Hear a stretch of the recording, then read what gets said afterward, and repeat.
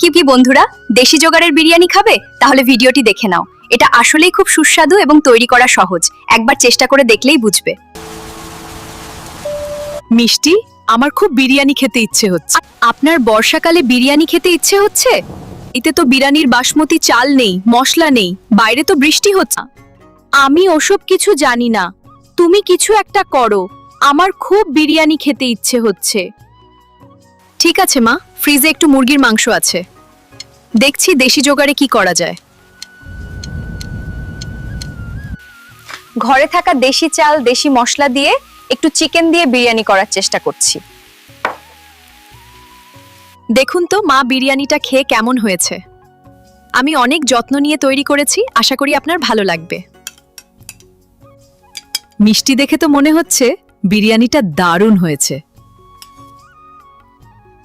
কি সুন্দর গন্ধ বেরিয়েছে বিরিয়ানি থেকে। ওয়াও, জাস্ট ফাটাফাটি।